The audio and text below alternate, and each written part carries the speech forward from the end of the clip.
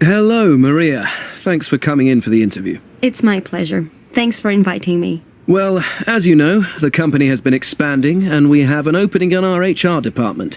We're creating a new role for someone to lead our training and development within the company. Yes, I very much think that my skills and experience are a good fit for what you're looking for. That sounds great.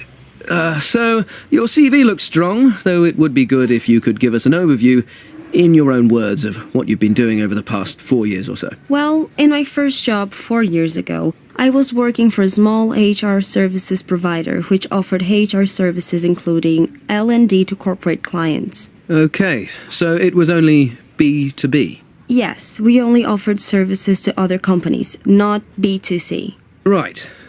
And it says here you then left that company about 3 years ago. Yes, that's right.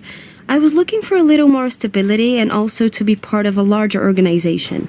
So I joined a company with around 100 staff and a small HR team. As there are only a few of us, we each deal with a range of HR topics. In addition to payroll, one of the areas I was responsible for was learning and development. I see. And so why do you want to change jobs now? Well, I very much like the L&D side of my role, and I've always had particularly good feedback for my work in this area. I believe I excel in that field. So I'm looking to specialize, and as your company has around 2,000 people, right? Yes, that's right. Well, an organization of this size would give me the scope to specialize in L&D. I'm also a big follower of your brand and feel fully aligned with your image and values. Well, that all sounds good. And I can see you have an L&D qualification.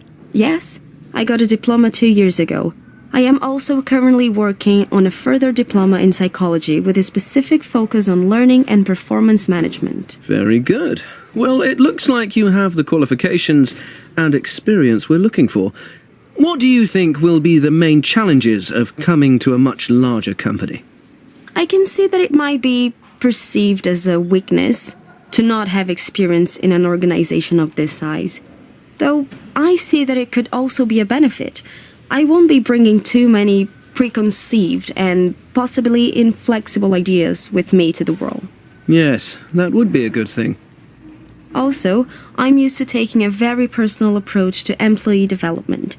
I realize that such an approach with 2,000 staff members will have to happen in a different way, but I bring many ideas with me that can be replicated on a larger scale. I see what you mean. Right, so, do you have any questions for me? I think we've covered many of the areas I had wanted to address. I have 2 quick questions though. Go on. Who would I mostly work with on a daily basis? Well, there's the HR manager, who you would report to, and then the HR team, which currently has 6 people in it. There's usually an intern or 2 who you can get some support from also. Okay, thanks. That's all really clear. And my other question is, how performance in this role will be measured? What does success look like? That's a good question. As you know, we have a performance management system in place, and from that, we have identified some learning and development needs within the organization. But we haven't devised a strategy. Your role would be to devise and then successfully implement this strategy. Thank you. That sounds interesting. Great. So, thanks again for coming in today. We'll be discussing all candidates next week, and then I'll get back to you by the end of next week to let you know the outcome. Thank you for your time. I'd welcome the opportunity to continue discussing this role with you.